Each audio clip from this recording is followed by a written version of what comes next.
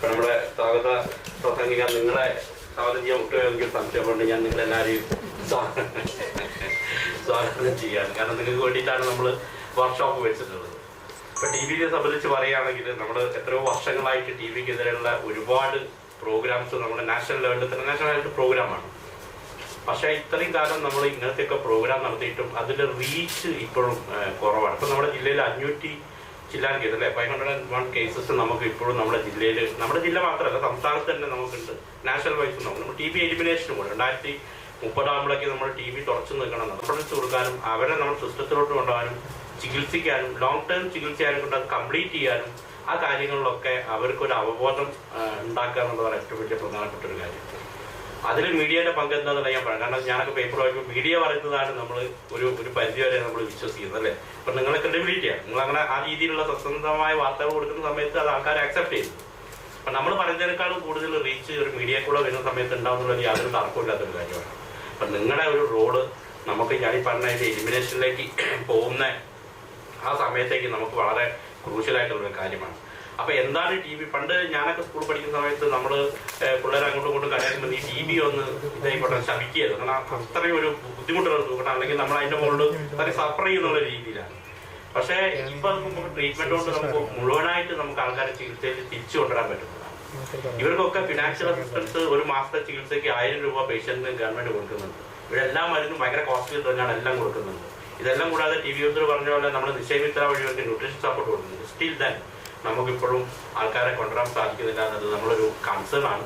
തീർച്ചയായും ഞാൻ കൂടുതൽ സംസാരിക്കുന്നില്ല. നമ്മുടെ സബ്ജക്ട് എക്സ്പേർട്സ് ഇവിടെ ഉണ്ട്, അവർക്കൊന്നും നിങ്ങളുടെ സംശയങ്ങൾ ചോദിച്ച് ദൂരീകരിക്കാവുന്നതാണ്.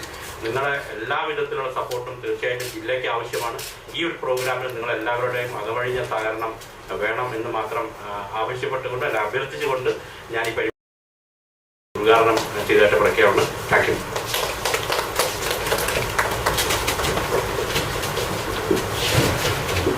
അടുത്തതായി സംസാരിക്കുന്നത് ജില്ലാ നാഷണൽ ഹെൽത്ത് മിഷന്റെ ജില്ലാ പ്രോഗ്രാം മാനേജർ ഡോക്ടർ സെമിഹ സീതലി മേഡമാണ്. മേഡം നിങ്ങളോട് സംസാരിക്കും.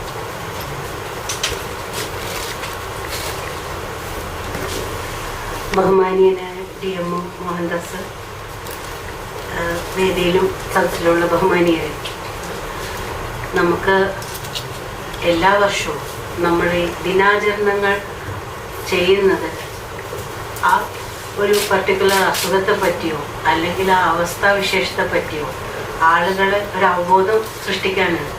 അപ്പം എനിക്ക് തോന്നുന്നത് ഞാൻ തന്നെ ചെയ്യുന്ന 4ാമത്തെ സന്ദേശമായിരിക്കും തുടർച്ചയായ വർഷത്തിൽ. അപ്പോൾ ഇവിടെ ഞാൻ തുടർച്ചയായിട്ട് നമ്മുടെ മീഡിയ സ്ഥിരമായി 4 വർഷമായി നിങ്ങൾ എന്നെയും കാണും. ഇവിടെ എന്നിപ്പോൾ ഒരുപാട് സീനിയറായ മീഡിയ പേഴ്സൺസ് ഇവിടെ ഇരിക്കുന്നുണ്ട്. എനിക്ക് ഓരോ പ്രാവശ്യവും എനിക്ക് കൃത്യമായ ഫീഡ്ബാക്ക് നമ്മളുടെ സമ്മേളനം കിട്ടാറുണ്ട്. അന്നുള്ള നമ്മളുടെ ഒരു ചർച്ചയായിരുന്നു നമുക്കൊരു മീഡിയ വർക്ക്ഷോപ്പ് നടത്താറുണ്ട്. പക്ഷെ ഇത് തിരുക്കപ്പെട്ടുള്ളൊരു വർക്ക്ഷോപ്പായി ക്ഷമിക്കണം. അത് നമ്മളുടെ ഇയർ എൻഡിലുള്ള കാര്യങ്ങൾ പിന്നെ അറിയാലോ എല്ലാവർക്കും. സാമ്പത്തികങ്ങളൊക്കെ ആകുമ്പോൾ ട്രെയിനിങ്ങുകളാണ് ഏറ്റവും ബാക്ക് ഫുട്ടേജിൽ വരുന്ന കാര്യങ്ങൾ, വർക്ക്ഷോപ്സ്. എനിഹാവ് നമുക്കത് നടപ്പിലാക്കാൻ പറ്റിയപ്പോൾ എനിക്ക് ഒരു റിക്വസ്റ്റ് ആദ്യം വെക്കാനുള്ളത്, ഈ വയനാട് ജില്ലയെ ഉള്ളംകൈ പോലെ അറിയുന്ന എല്ലാം ഒരു ക്രീമാണ് ഇപ്പോൾ ഇവിടെ വന്നിരിക്കുന്നത്. ഇനി ആളുകൾ വരാനുണ്ട്. നിങ്ങളിൽ നിന്ന് നമ്മൾ ഫീഡ്ബാക്ക് പ്രതീക്ഷിക്കുന്നുണ്ട്. നമ്മൾ ചെയ്യുന്ന പ്രവർത്തനങ്ങളുടെ ഒരു മിറർ ഇമേജ്, നല്ലൊരു മിറർ ഇമേജ് കിട്ടണമെങ്കിൽ, പബ്ലിക് ഒപ്പീനിയൻ കിട്ടണമെങ്കിൽ ഓൾ ഈസ് വെൽ എന്ന് പറഞ്ഞിരുന്നു കഴിഞ്ഞാൽ സംഗതി നടക്കില്ല. നമ്മൾ ചെയ്യുന്നതിൻ്റെ ഔട്ട്കം എന്താണെന്നനുസരിച്ചാണ് എല്ലാ പ്രവർത്തനങ്ങളും. നമ്മൾ പദ്ധതി വിശകലനം ചെയ്യുമ്പോൾ നമ്മൾ ആ പദ്ധതിയുടെ അന്ത്യ ഉപഭോക്താവ് ബെനിഫിഷ്യറിക്ക്, ആ ലാസ്റ്റ് പേഴ്സണിന് അതെങ്ങനെ ബാധിക്കുന്നു, അദ്ദേഹത്തിന് എന്ത് ഗുണം കിട്ടുന്നു, ഈ ഒരു കാര്യത്തിലാണ് പദ്ധതിയുടെ വിജയവും. നമ്മളിപ്പോൾ കെട്ടുകാഴ്ചകൾ ഉണ്ടാക്കുകയും കുറേ പത്രങ്ങളിൽ അല്ലെങ്കിൽ മീഡിയയിൽ കൃത്യമായി വാർത്തകൾ മാത്രമായിട്ട് കാര്യമില്ല. പക്ഷെ വാർത്തകൾ, നമ്മൾ ബഹുമാനപ്പെട്ട DMO പറഞ്ഞ മാതിരി വാർത്തകൾ സ്വാധീനിക്കുന്ന ഒരു വലിയ വിഭാഗം ജനതയുണ്ട്. ഉദാഹരണമായി കോവിഡ് കാലഘട്ടത്തിൽ നമ്മൾ കൃത്യമായി ഉപയോഗപ്പെടുത്തിയത് ട്രൈബൽ ലാംഗ്വേജിന്റെ ഫോണറ്റിക് സാധ്യതകളാണ്. അതായത് ട്രൈബൽ ലാംഗ്വേജ് നമുക്ക് എല്ലാവർക്കും അറിയാം എന്താണ്, വാമൊഴിയാണ് അല്ലേ, വരമൊഴിയല്ല, വാമൊഴിയാണ്, പറയുന്ന ലിപികളില്ലാത്ത ലാംഗ്വേജുകൾ. അവരിലേക്ക് നമുക്ക് എങ്ങനെ കോവിഡ് സന്ദേശം എത്തിക്കാന്ന് പറയുമ്പോഴാണ് നമുക്ക് മീഡിയ പേഴ്സൺസിൽ നിന്ന് നല്ലൊരു ഫീഡ്ബാക്ക് കിട്ടിയത്. എന്തുകൊണ്ട് നമുക്ക് 1,00,000-ലധികം പേർ കേൾക്കുന്നു എന്ന് നമ്മളുടെ ഏതാണ്ട് ഒരു കണക്കുള്ള റേഡിയോ മാറ്റൊലി പോലുള്ള FM റേഡിയോകൾ പ്രാദേശികങ്ങളെ നമുക്ക് ഉപയോഗപ്പെടുത്തിക്കൂടാണ്. നമ്മൾ ഈ കൊച്ചു ജില്ലയിൽ ചെയ്ത ആ ഒരു സംരംഭം നൂതന പദ്ധതിയായിട്ട് ചെയ്തത്, നമ്മുടെ ആരോഗ്യവകുപ്പ് ആരോഗ്യ കേരളം ഫണ്ട് ചെയ്ത ആ നൂതന സംരംഭം ബഹുമാനപ്പെട്ട പ്രധാനമന്ത്രിയുടെ ഏറ്റവും അതിനൂതനമായ സംരംഭങ്ങൾക്കുള്ള അവാർഡ് വരെ നേടുകയുണ്ടായി.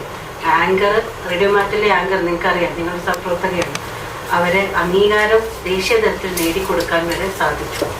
ഇതുപോലെ നമ്മൾ ചിലപ്പോൾ ഫീഡ്ബാക്കായി കിട്ടുന്ന ചെറിയ ചെറിയ ബൈറ്റ്സ് ആയിരിക്കും ചിലപ്പോൾ നമുക്ക് വലിയൊരു പ്രോഗ്രാം ക്യാമ്പയിനായി മാറും. ഇന്നത്തെ വർക്ക്ഷോപ്പിൻ്റെ ഒരു രത്നച്ചുരുക്കവും അത് തന്നെയാണ്. ഈ ഒരു വർക്ക്ഷോപ്പിൻ്റെ ഭാഗമായിട്ട് കുറച്ചാളുകളിലെങ്കിലും കുഴപ്പമില്ല, നമ്മൾ ക്രീമാണ്, ഒന്ന് ബ്രെയിൻ സ്റ്റോം ചെയ്ത് 1-2 സജഷൻസ് കിട്ടുകയാണെങ്കിൽ നമുക്കത് വലിയൊരു ഉപകാരമായിരിക്കും. രണ്ടാമത്തെ കാര്യം എനിക്ക് പറയാനുള്ളത്, നമ്മളിപ്പോൾ ഡിസംബർ 18 മുതൽ യൂത്ത് ഡേ മുതൽ നമ്മൾ ഇങ്ങോട്ട് മാർച്ച് 24 TB ഡേ വരെ അവസാനിക്കുന്ന ഒരു 100 ദിനത്തിലേക്കാണ് നമ്മൾ 100 ദിന കർമ്മ പദ്ധതിയായിട്ടാണ് TB എലിമിനേഷൻ്റെ ഒരു മിഷൻ മോഡിൽ ഒരു 100 ദിന കർമ്മ പരിപാടി നമ്മൾ നടന്നുകൊണ്ടിരിക്കുകയാണ്. നമ്മൾ കണക്കെടുത്തപ്പോൾ ഡിസംബർ 18 മുതൽ ഇപ്പം ഈ കഴിഞ്ഞ 17-ാം തീയതി വരെ 2,46,866 പേരെ നമുക്ക് ഈ പരിശോധന നടത്താൻ നമുക്ക് ഈ കുഞ്ഞു ജില്ലയിൽ സാധിച്ചിട്ടുണ്ട്. ഇത് നമുക്ക് സാധിച്ചത് വളരെ രസകരമായിട്ട് നൂൽപ്പുഴ പഞ്ചായത്തിലൊക്കെ പ്രസിഡന്റും വൈസ് പ്രസിഡന്റും തന്നെ ഇത് നമ്മളുടെ ട്യൂബുകളുമായിട്ട് കൂട്ടം കളക്ഷന് മുന്നിട്ടിറങ്ങി ഉന്നതികളിൽ നിന്നുള്ള സാമ്പിള് രാവിലെ അവരോട് വിസിറ്റ് ചെയ്യാൻ പോകുമ്പോൾ അവർ തന്നെ അത് പേഴ്സണലി ട്രാൻസ്പോർട്ട് ചെയ്ത് അങ്ങനത്തെയൊക്കെ അത്രത്തോളം ഇൻവോൾവ്മെന്റ് നമ്മുടെ ജില്ലയിലെ തദ്ദേശ സ്ഥാപനങ്ങൾക്ക് ഇതിലുണ്ടെന്ന് പറയാൻ ഞാൻ ആഗ്രഹിക്കുകയാണ്. കാരണം TB മുക്ത പഞ്ചായത്ത് പദ്ധതി എന്ന് പറഞ്ഞ് ദേശീയ തലത്തിൽ പറഞ്ഞപ്പോൾ വളരെ ആവേശത്തോടെ നെഞ്ചോട് ചേർത്തൊരു ജില്ലയാണത്. 16 ഗ്രാമപഞ്ചായത്തുകൾ നമ്മളുടെ ഈ ജില്ലയിൽ 16 ഗ്രാമപഞ്ചായത്തുകൾ അതിന് അർഹരാണ്. 6 കണ്ടീഷണാലിറ്റി എടുത്ത് നോക്കുമ്പോൾ 16 ഗ്രാമപഞ്ചായത്തുകൾ തമ്മിലാണ് ഈ പ്രാവശ്യം മത്സരം ഉള്ളത്. ഇതൊരു വലിയ സംഖ്യ, എനിക്കൊന്ന് സ്റ്റേറ്റിൽ തന്നെ വലിയ സംഖ്യകളിൽ ഒന്നായിരിക്കും എന്നാണ് ഞാൻ വിശ്വസിക്കുന്നത്. അപ്പോൾ ഇതിനെല്ലാം നമ്മൾ സഹായിച്ചിട്ടുള്ളത് ഇവിടുത്തെ ബഹുമാനപ്പെട്ട തദ്ദേശ സ്ഥാപനങ്ങളിലെ ഇലക്ടഡ് റെപ്രസെന്റേറ്റീവ്സ് മാത്രമല്ല, അവർ ഒപ്പീനിയൻ ബിൽഡേഴ്സ് ആയിട്ടുള്ള മീഡിയ കൂടിയാണ്. കഴിഞ്ഞ പ്രാവശ്യങ്ങളിലൊക്കെ തന്നെ നമ്മൾ TB ദിനാചരണത്തിൻ്റെ സന്ദേശം നൽകുമ്പോൾ ഉള്ള പത്രക്കുറിപ്പുകളൊക്കെ വളരെ വിശദമായിട്ടും വളരെ അതിൻ്റെ സാരാംശം നഷ്ടപ്പെടാത്ത രീതിയിലും നല്ല റീച്ചുള്ള പേജുകളിൽ നൽകിയതും നിങ്ങളൊക്കെ തന്നെയാണ്. അതുപോലെ തന്നെ നമ്മളുടെ വിഷ്വൽ മീഡിയാസിലും അതുപോലെ തന്നെ നമ്മളുടെ വാട്സപ്പ് സ്റ്റാറ്റസുകളായി പോകുന്ന കുഞ്ഞു സ്റ്റാറ്റസ് ബൈറ്റ്സ് ആയിട്ടും എല്ലാം തന്നെ നമ്മളുടെ എല്ലാ ന്യൂസേഴ്സും അങ്ങനത്തെ എല്ലാ ഓൺലൈൻ മീഡിയാസും വളരെ നല്ല രീതിയിൽ നമുക്ക് ഈ ദിനാചരണത്തിന് സന്ദേശം എത്തിക്കാൻ സാധിച്ചിട്ടുണ്ട്. ഈ വർഷത്തെ സന്ദേശം എന്ന് പറഞ്ഞു കഴിഞ്ഞാൽ നമ്മുടെയൊക്കെ ടാഗുകൾ എടുത്തൊന്ന് വായിക്കുക, എല്ലാവരും ഒന്ന് ടാഗ് എടുത്തൊന്ന് വായിക്കണം. ഇതിനകത്ത് yes we can N TB അല്ലേ, യെസ് വി ക്യാൻ എൻ TBയുടെ അടിയിൽ ഒരു 3 കുഞ്ഞു സാധനം എഴുതിയിട്ട് എന്താണ്, കമ്മിറ്റ്, ഇൻവെസ്റ്റ്, ഡെലിവർ. നമുക്ക് തീർച്ചയായും TB അവസാനിപ്പിക്കാൻ സാധിക്കും എന്നുള്ളതാണ് നമ്മളുടെ. ഒരു കാലഘട്ടത്തിൽ പ്രണയ സിനിമകളിൽ ഒന്നെങ്കിൽ വിഷാദകാമുകൻ അല്ലെങ്കിൽ കാമുകി മരണപ്പെടുന്ന TB വെച്ചിട്ടാണ്. ഇപ്പം അത് മാറിയിട്ടുണ്ട്. ഇപ്പം അത് ക്യാൻസറിലേക്കും പിന്നെ വായിക്കൊള്ളാത്ത കുറേ അസുഖങ്ങൾ പേരിലേക്കും മാറാനുള്ള കാരണം തിരക്കഥാകൃത്തുകൾക്ക് കൃത്യമായി അറിയാം TBക്ക് ഇപ്പം ചികിത്സയുണ്ട്, ജനങ്ങൾക്കും അതറിയാം. ഇപ്പം TB കൊണ്ട് മരിച്ചു എന്ന് പറയുന്നത്, പക്ഷേ എന്ന് വെച്ചാലും വയനാട്ടിലെ സിനിമയിലോ TB കൊണ്ട് മരിക്കണില്ലേ? ഉണ്ട്. ആരാണ് മരിക്കുന്നത്? ലേറ്റായി TB കാണുന്ന ആളുകൾ, ലക്ഷണങ്ങൾ ഉണ്ടെങ്കിലും സ്വയം ചികിത്സയ്ക്ക് മുന്നോട്ട് വരാത്തവർ, അതുപോലെ മറ്റ് രോഗങ്ങൾ ബാധിതരായിട്ടോ അല്ലെങ്കിൽ മറ്റ് പല കാരണങ്ങൾ കൊണ്ടോ മാൽന്യൂട്രീഷൻ ഉള്ളവർ, അത് സബ്സ്റ്റൻസ് അബ്യൂസിനടക്കം കൃത്യമായി നമ്മൾ ഉന്നതികളിലൊക്കെ റോളുണ്ട്. ഒരു കൃത്യമായ വെൽ ഡെവലപ്ഡ് ആയിട്ട് ഒരു അഡൾട്ടിന് 25 കിലോ ഒന്നും അല്ല വേണ്ടത്, നമുക്കറിയാം. പക്ഷെ പല ഉന്നതിയിൽ പോകുമ്പോഴും ഇത്തരത്തിലുള്ള തീർത്തും മാൽനറിഷ്ഡ് ആയിട്ടുള്ള അഡൾട്ട് പോപ്പുലേഷൻ നമുക്ക് കാണാൻ സാധിക്കുന്നു. ഇതിൽ ഇപ്പോഴത്തെ ഇന്നിൻ്റെ കാലഘട്ടത്തിലെ ലഹരി വിരുദ്ധ പ്രക്രിയകൾക്ക് ജനപ്രതിരോധ പരിപാടികൾക്ക് കൂടി ഇതിലൊരു പങ്കുണ്ട്. കാരണം ലഹരി നമുക്കറിയാം, ലഹരിക്ക് അടിപ്പെട്ടവർക്ക് ഭക്ഷണത്തിനോട് ആപ്പറ്റൈറ്റ് ഉണ്ടാവില്ല. സ്വാഭാവികമായിട്ടും അവരിൽ പല രീതിയിലും മാൽനറിഷ്മെന്റ് ഉണ്ടാവും.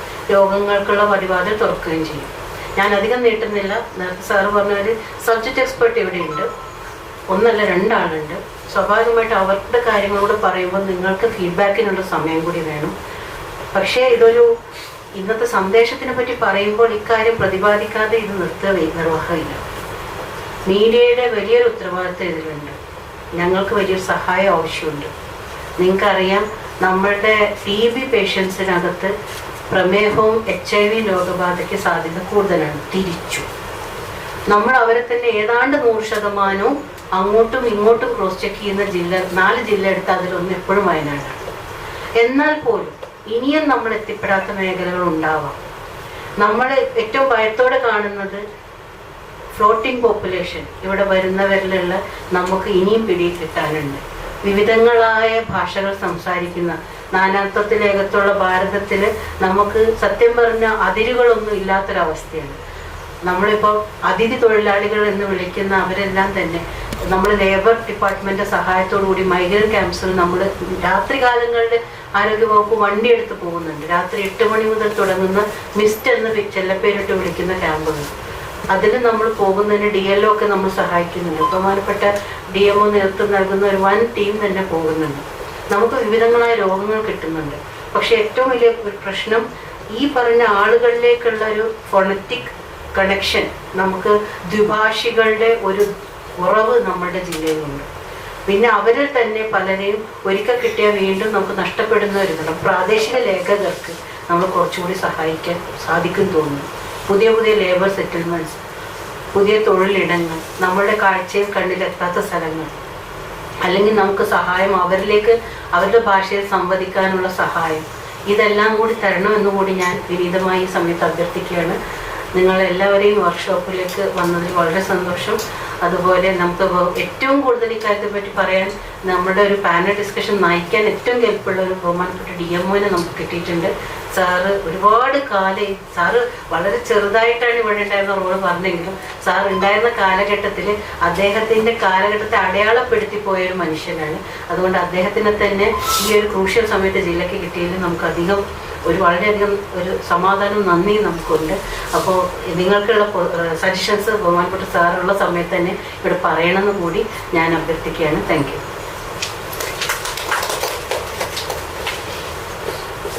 ഡോക്ടർ, ഈ 2 ലക്ഷം പേര് 2 ലക്ഷത്തിലധികം സ്ക്രീൻ ചെയ്തല്ലോ, അതിൽ 100 പേരെ കണ്ടെത്തി. അല്ല സാർ, അതിൽ 4537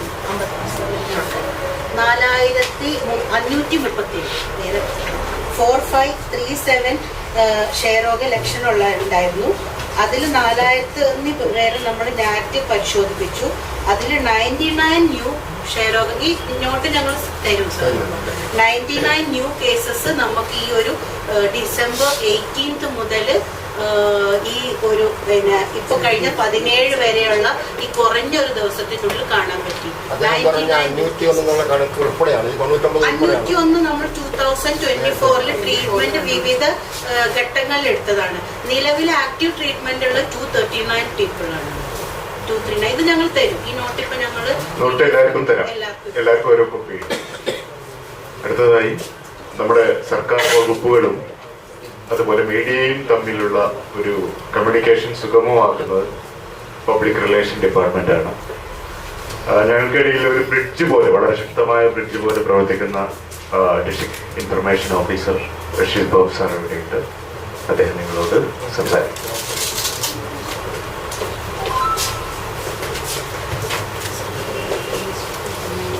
നമസ്കാരം. കൂടുതൽ സംസാരിക്കുന്നില്ല, 2 കാര്യങ്ങൾ പറയാമെന്ന് കരുതുന്നു. ഒന്ന്, മീഡിയയുടെ ഭാഗമായിട്ടാണ് ഞാൻ വർക്ക് ചെയ്യുന്നത്. ഞങ്ങളിൽ പലരും എന്നെക്കാൾ പരിചയസമ്പന്നരാണ്. ഞാൻ എൻ്റെ അനുഭവത്തിൽ മനസ്സിലാക്കിയ കുറച്ച് കാര്യങ്ങൾ ഒരു 5 മിനിറ്റ് കൊണ്ട് ഷെയർ ചെയ്യും. വെറുതെ രസത്തിന് വേണ്ടി പറയാമെന്നുള്ളൂ. ഈ മീഡിയ എന്ന് പറയുമ്പോൾ നമുക്ക് അവയർനെസ് ഉണ്ടാക്കാം, ഫോബിയ ഉണ്ടാക്കാം, മാനിയ ഉണ്ടാക്കാം. എൻ്റെ നിഗമനമാണ്. ഭീതിപ്പെടുത്തുന്ന കുറേ ന്യൂസുകൾ പബ്ലിഷ് ചെയ്ത് ആകെ ഭീതി ഉണ്ടാക്കാൻ പറ്റും. കോവിഡ് സമയത്ത് നമ്മളത് ചെയ്തിട്ടുണ്ട്. ആരോഗ്യവകുപ്പ് നന്നായി ചെയ്തിട്ടുണ്ട്. അത് ചിലതൊക്കെ പരിധി വിട്ടു നമുക്ക് തോന്നുന്നുണ്ട്. കോവിഡ് രോഗി പോയതിന്റെ റൂട്ട് മാപ്പ് എടുത്ത് എത്രയോ ഹോട്ടലുകൾ കൂട്ടിയിട്ടുണ്ട് നമ്മൾ. രാമനാട്ടൻ എൻ്റെ സുഹൃത്തിന്റെ വലിയൊരു ഹോട്ടല് കാലിക്കറ്റ് എയർപോർട്ടിൽ വന്ന ഒരു പേഷ്യന്റ് അവിടെ കയറി ഭക്ഷണം കഴിച്ച് അത് അടപ്പിച്ചു. അന്നത്തെ സാഹചര്യം എങ്ങനെയാണ്? ഇപ്പൊ ആരോഗ്യവകുപ്പിനെ അല്ലെങ്കിൽ മറ്റാരെയും കുറ്റപ്പെടുത്തിയിട്ട് കാര്യം.